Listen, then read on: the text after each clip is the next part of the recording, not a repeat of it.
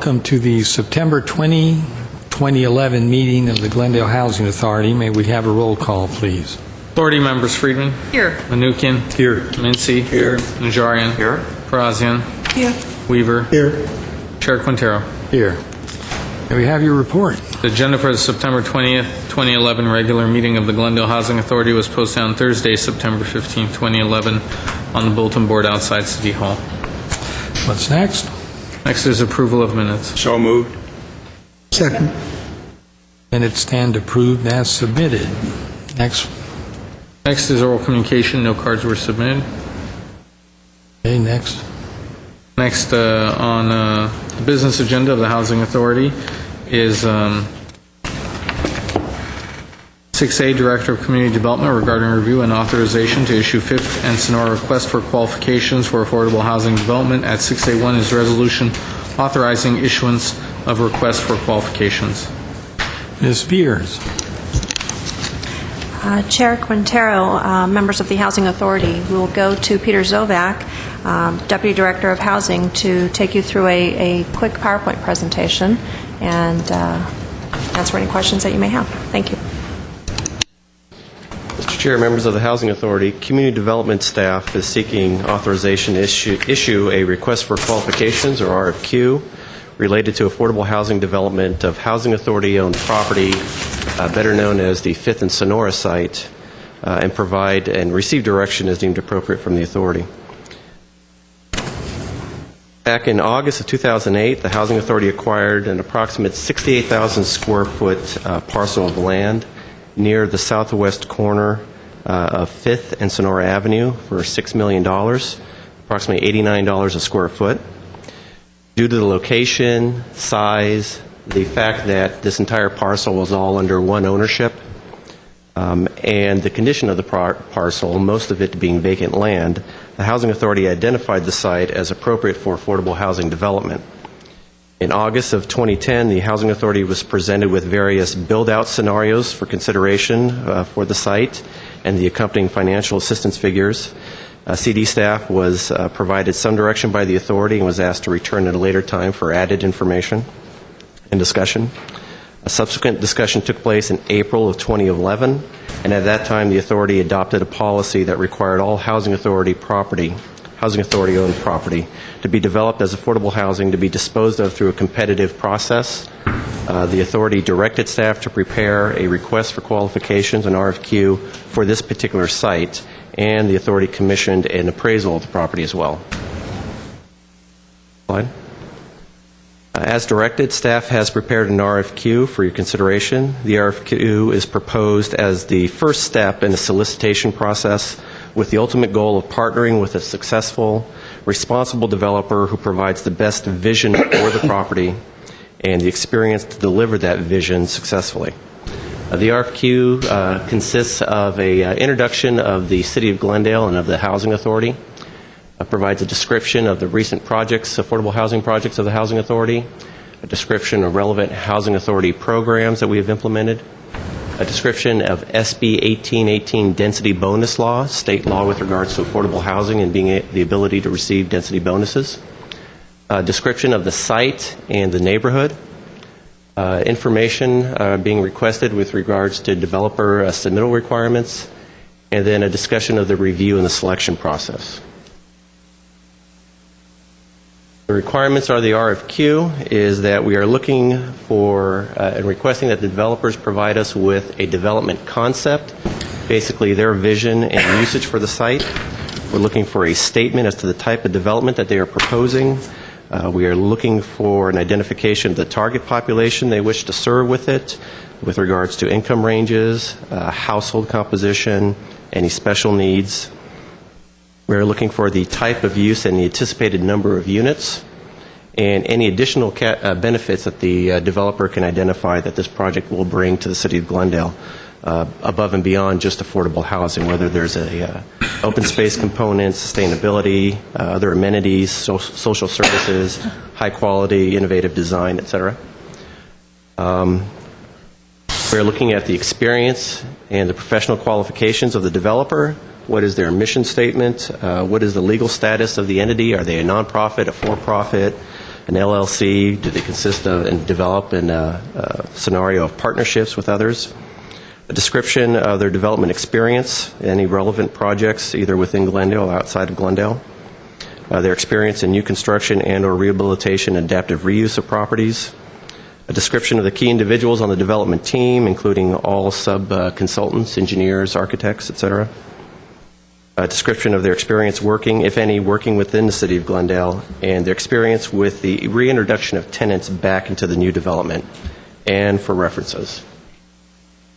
Under the category of sources and uses, we are looking for a preliminary sources and uses describing how what the applicant's expectations of the various funding scenarios would be under their proposed project.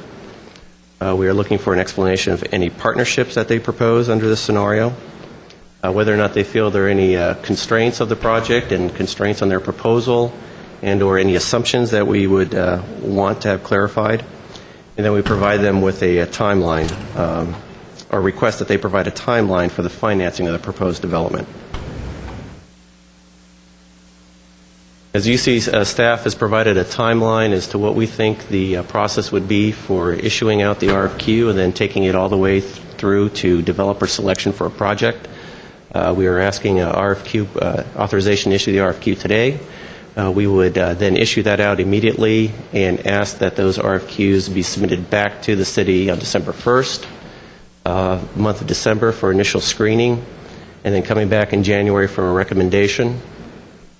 Once that recommendation of approximately 3 to 6 developers under the RFQ would be coming back with, then issuing out an RFP sometime in February of 2012 with responses due in April, and then authority RFP consideration for an eventual selection in June and July.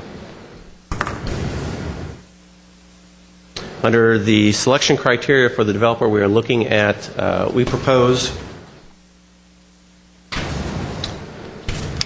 we're proposing that a review committee consisting of representatives of Community Development's Housing, Redevelopment, and Planning Division be formed to evaluate the RFQ submittals and present recommendations to the authority.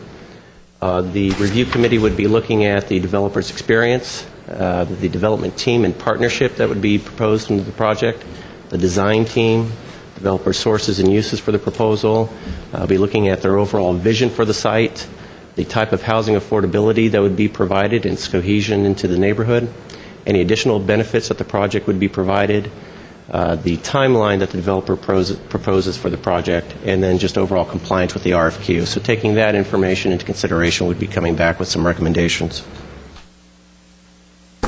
Staff plans to market the RFQ in a manner very consistent with the way that the Housing Authority has solicited or marketed previous documents, more so the Housing Authority's Statement of Interest. Copies of this RFQ will be mailed to professional organizations involved in affordable housing development. They include Southern California Association of Nonprofit Housing, CRA, and the National Association of Housing and Redevelopment Officials.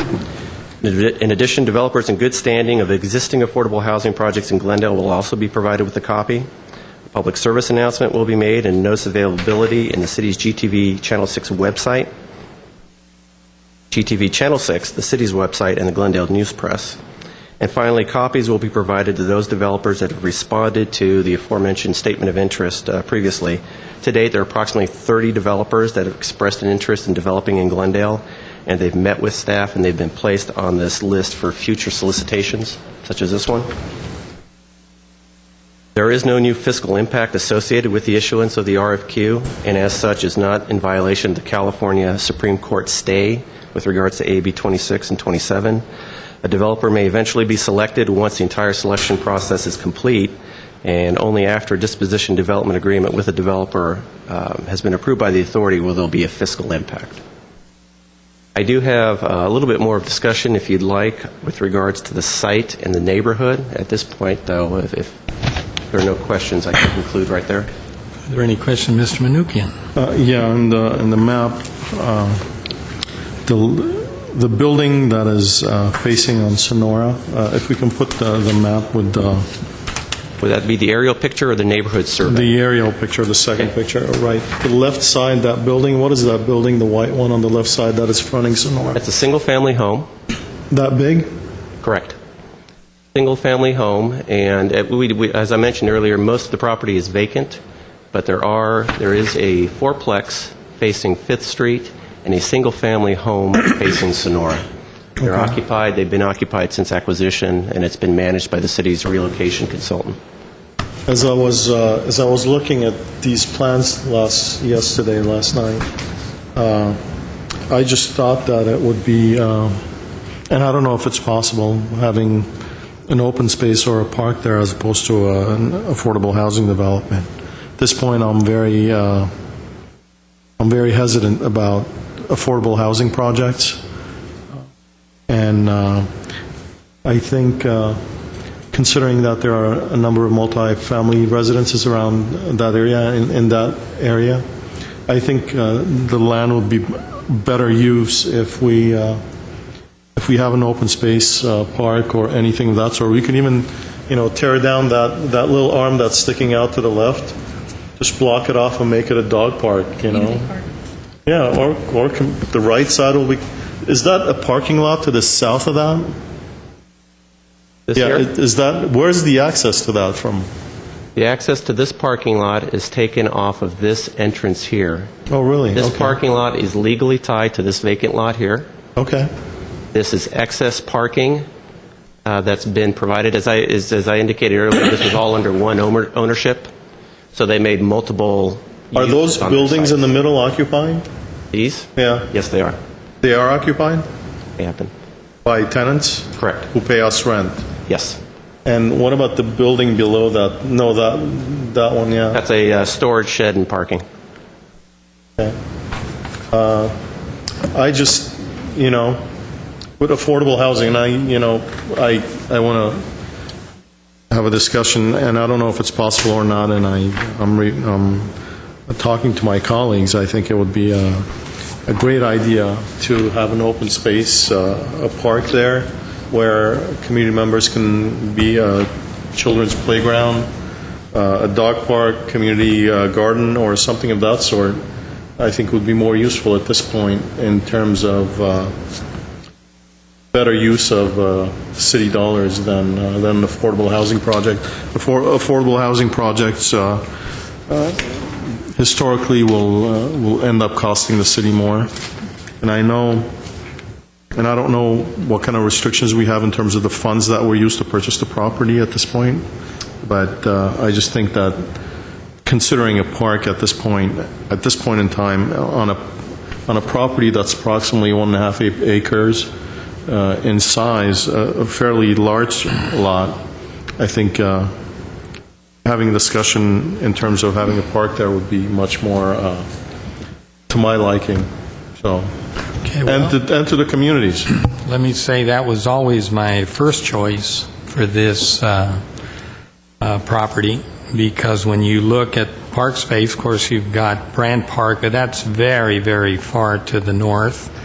Then you've got the little park off San Fernando Road. Palanconi? Yeah, Palanconi, but that's crossing Glen Oaks and quite far away. It's not a neighborhood where you can walk there. That's right. So, I mean, this to me would be the prime location for a park. He asked a good question, and that is in terms of what funds did we use to purchase the property? Are we restricted to affordable housing? If so, can a small project be built and the rest park space? All of the above. Mr. Garcia. Thank you, Mr. Chair. If I may, I don't want this to go too far down the field of a discussion about a park. If the council wants to have a discussion, we could bring that back. Right. I think that the discussion is, do you want to issue an RFQ or not? With respect to the funds that were used, the low mod funds, set-aside funds were used to purchase this. So a housing development would have to be built on it, or on a substantial portion of it. You couldn't build a park on this. The housing fund would essentially have to be made whole to then build a park or any other use that's not housing related on this property. What was the total cost? $6 million. There was Mr. Chair, if I may, there was an appraisal done on the property, and the loss of value on the property was approximately 350. $375,000. I disagree with that assessment. I think the property is probably worth much less than when you purchased it 2 years ago, was it? Going on 3. Going on 3 years, yeah. 3 years. So 3 years ago is when the recession started, so I can't imagine that the value of the property has decreased only $300,000 while everyone else's properties have decreased almost 25 to 30%, if not more, in certain areas. So I don't know if the valuation that is. Yeah, Mr. City Attorney, No, I was just going to say, the property we got it for a fair price when we purchased it.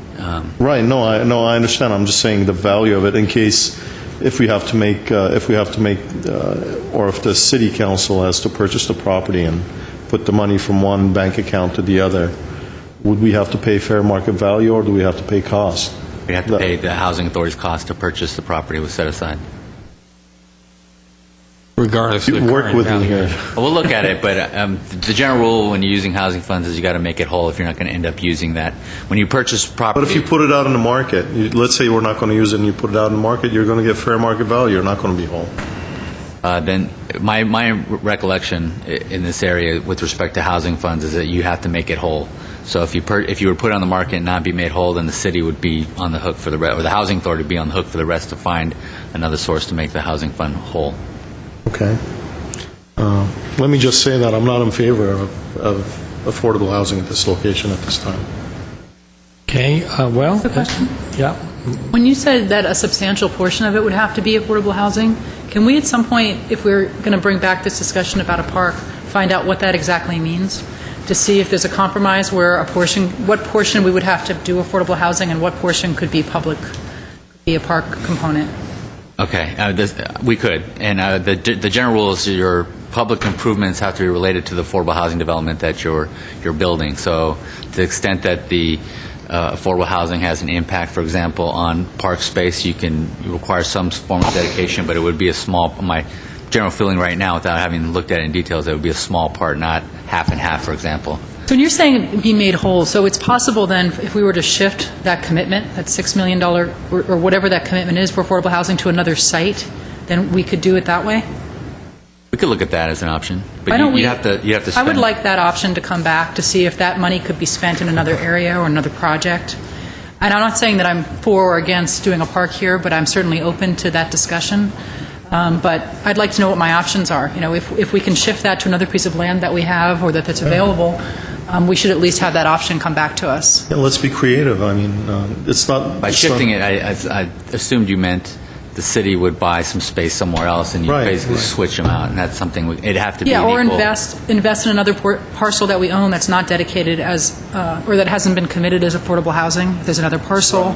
Or we have a Something along property those that we lines. can... Yeah. So I'm just saying I'd like for this to come back. I mean, I would second Mr. Manukian's request, but let's see all the options. If I'd like to know exactly what portion would have to be affordable housing, what could be a park component, as well as what our options are. I would also like to know, I didn't know we had this property sitting there. I'd like to know the listing of all the properties that we have sitting around with their acreage and purchase prices. With respect And to what- any city-owned properties or what the housing authority owns? Any Because I think this was really properties- the big right, piece that we had held for a right. while until we could figure out what to do with it. Right, so properties similar to this, a listing of all the properties. I don't think the properties up in the Verdugos would really You meant matter. developable parcels. Right, developable properties that could come up in the future we should look at. I don't know about other city-owned or agency-owned properties. This is the only authority-owned property Housing that authority? sits in its portfolio. All other properties where we might have fee title to the land are all subject to various agreements and affordable housing projects on them. This is the only one that is not subject to any affordable housing projects. There was an affordable housing project from the ADI that did not go through. What happened to that Oh, I property? take that back. It is Same. subject to an agreement, and until Right. we take some type of action on that particular project, it is subject to agreement. Okay, and when is that going to be coming? Actually, very soon. Okay. Najarian, do you have an opinion? I would like to hear the options and be able to discuss whether that can be directed towards park usage and whether there's any availability to swap out funds with the Housing Authority and either the city or, I don't think redevelopment's in the ballgame anymore. But city on any uncommitted funds or any manner in which we could make such a transaction. Ms. Parazian and Mr. Mincy. Okay, I have a question. For those for occupied rental housing tenants, will be there any relocation fee? And is it going to be high because it's a good area? There's 4 units along Fifth. There's a single-family home along Sonora. They would all be subject to possible relocation. That's why in the RFQ we ask about the developer's ability to reintegrate people that have been relocated back into a project. So depending upon what the project is, they may be able to have first priority to move back into the project. If not, then they will have relocation benefits made available to them. Okay. And I have another question. On the list of developers, there is a Pata Chief. Is this the lone LA-based Pata Chief? No, this is the local Patha Chief. They had come in and expressed an interest in the ability to consider other development opportunities. That would be Essentia that you're looking for. Essentia, yeah. Mr. Mincy. Are they low-income housing at this point? The 4 tenants, are they market rate house? They continue along the same rent schedule as what they had previously. They've been given notification rights about moving and everything else that could be triggered with regards to relocation. They've elected to stay. But you don't know whether they're low-income housing tenants or market rate? We've never done a survey of their income, but I would assume that they would possibly qualify as low income, 80% and below. Okay. Mr. Mincy, then Mr. In all of our discussion in up to the purchase and so forth, has always been low-income housing. One of the reasons is that it's the location. There are all kinds of restaurants along there. The building at the very bottom there, Mr. Manukian, is the old Bob's Big Boy, which is now a Japanese restaurant. There's different restaurants along there. However, I do like the idea of a park, and it's only a block away from Glen Oaks, so that interests me also. But that was the reason for it originally. Why we purchased it was for low-income housing. I realize things have changed so much lately. But anyway, those are my thoughts. I'm for a park also, if that would ever be possible. Well, we've talked about a lot of things in this parcel. At one point, there was a possibility of doing a branch library, et cetera, et cetera. But the idea of green space and a park there, to me, has always been number one, rather than just another affordable housing unit. There are just so many multifamily units in this neighborhood that calls out for green space. Mr. Weaver? Well, I just remember the vetting out in the council, the Housing Authority agreeing to low-income housing, and I think for veterans in there. That's what we agreed upon. I don't recall the discussion on the park. Maybe we did. Maybe my mind's fuzzy. So I don't know. You go to a park, you're going to get in environmental documents. You're going to have parking available, satisfy the noise, the neighbors with the noise and the lights at night. So that's for another day. I just remember what we vetted. So the authority wants to go another direction. So be it. It can't go wrong either way, whether it's low-income housing or park.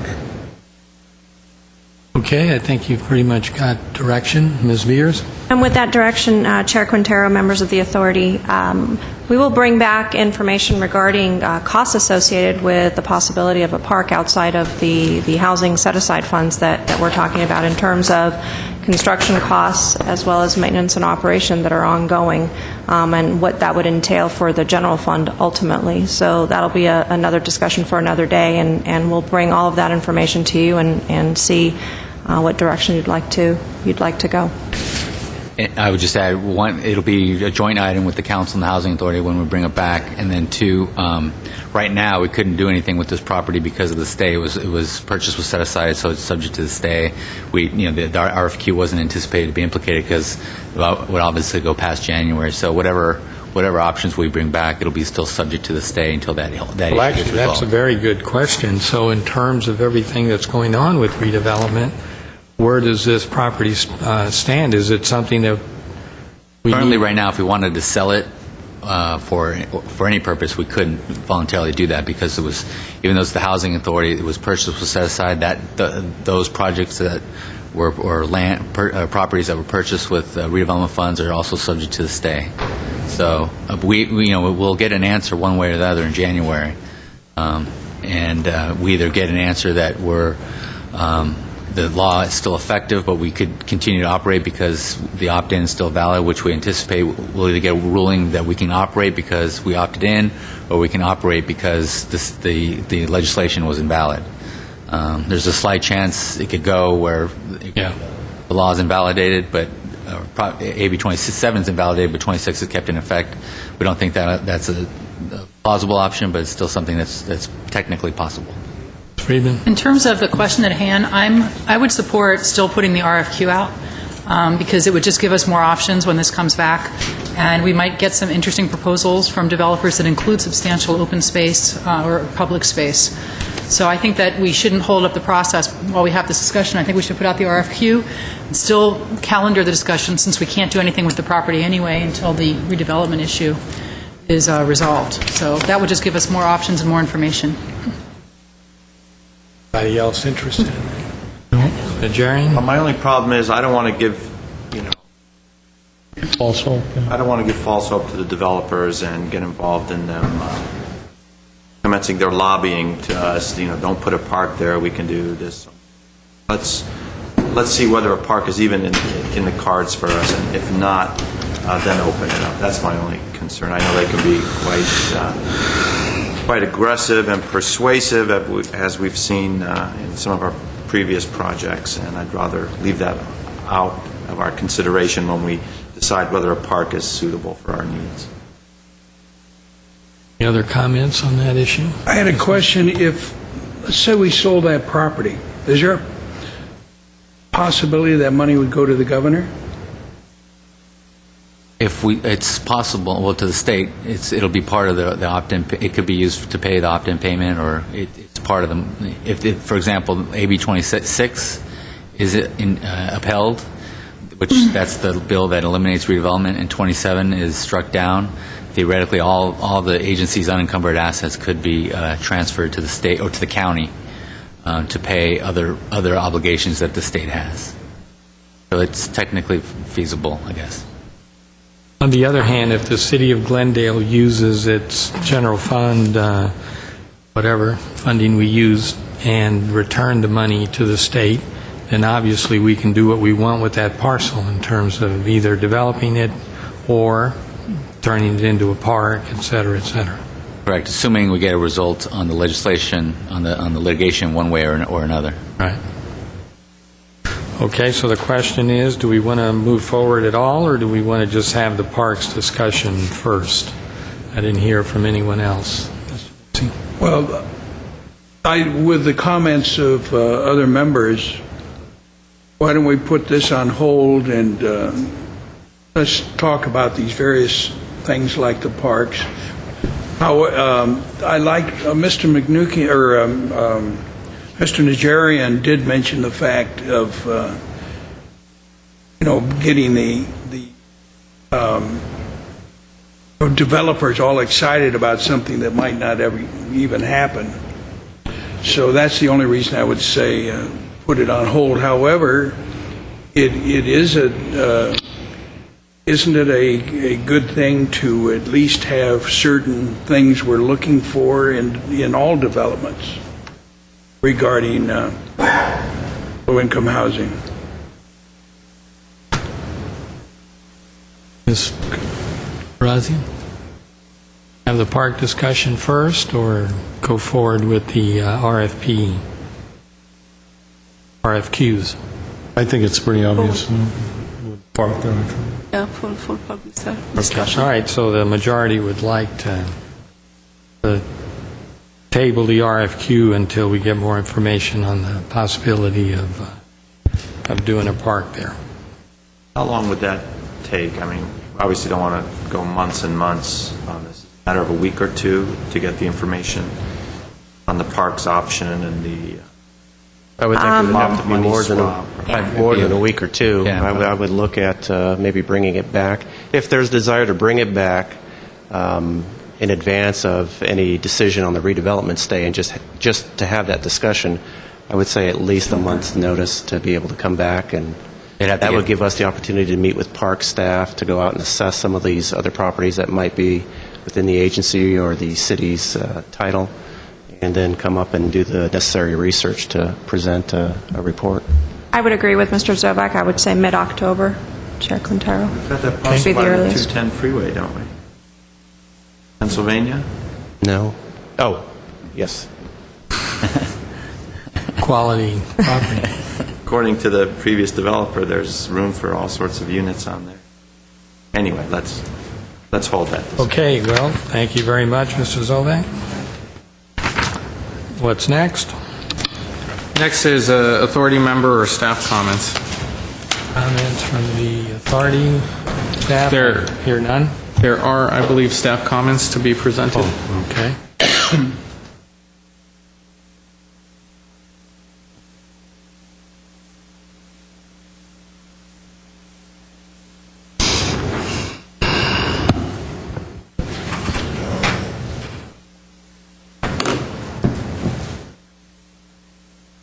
Mr. Chairman, members of the authority, while Mr. Fortney is putting everything together, we won't keep you in suspense. We are under construction on a 60-unit project on Dorn Street, Dorn Gardens. 57 of those units will be for sale to moderate incomes. 3 of the units are being developed as market rate. They're being rehabbed. They're historic structures and being rehabbed. The project also includes approximately half-acre public park open space that will be dedicated back to parks upon completion. Courtney here would like to give you an announcement in the community announcement on some of the sales opportunities for that. I apologize for that. Mike Fortney, your Housing Project Manager. Good afternoon, Housing Authority Board members. I just want to give a quick update on the Dorn Gardens project. First, just on construction, it is still scheduled for completion probably March of 2012, with the park, that would be for the residential portion, and then the park construction would commence after that, probably 45 days. So we're looking at around May of 2012 for a complete project. I wanted to remind you, too, March 29th this year, you approved the marketing and sales plan for the project. We immediately set out the marketing for the project pursuant to that marketing plan. April 15th is when we opened up applications. June 15th, so a 60-day window, is when we closed those applications. I wanted to give you an update on how we did. We got 312 applications total. Unfortunately, 177 were never totally complete. But we did get 130 complete applications, and then 5 applicants dropped out. We did all the outreach that was in the marketing plan, including newspaper advertising in English, Spanish, Armenian, Korean, Tagalog. Did a lot of outreach to community groups, employers, things of that sort, on-site advertising. We also conducted, or actually I should say, Heritage Housing Partners, the developer, conducted 6 information workshops, which community development staff attended as well. That had over 200 people attend, so it was a lot of information that was given out to them with the real specifics of the first-time home buyer, the specifics of the sales of the units, and how that all works. So Heritage Housing Partners is the first to review the applications. They have gone through all 130, and based on their work, they've deemed 57 applications eligible. So community development staff is now reviewing those. We expect to have our review complete by the end of this month, September 30th. And more than likely, that number will probably go down a little bit. Our staff's been pretty thorough with the review of those. So with that, we want to go out again and market the project, open up applications again for another 60 days. Following very similar marketing sales that we did the first go-around. But we did learn a few lessons on the first round, so we want to emphasize a couple of things on the second round.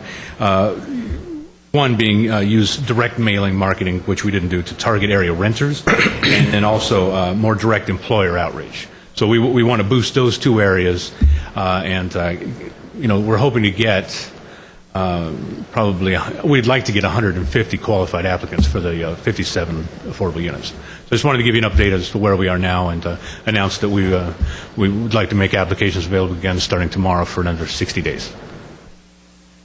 Mr. Najarian.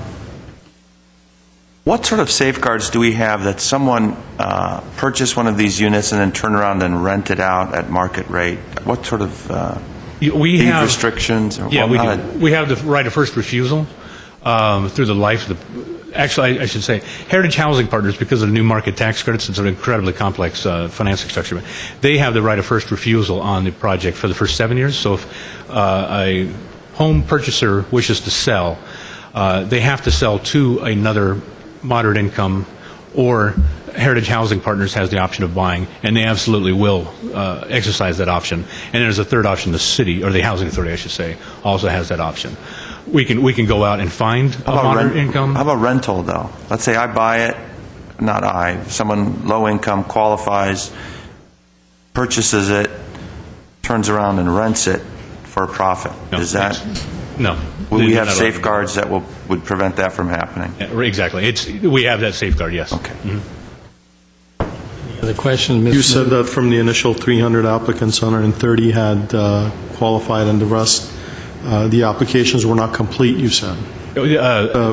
Close, right. 300 applications, only 130 were actually complete applications. Okay. A majority, 170, just it was too onerous to submit all the paperwork that we wanted, or they just didn't feel like sharing that information, or had second thoughts about it.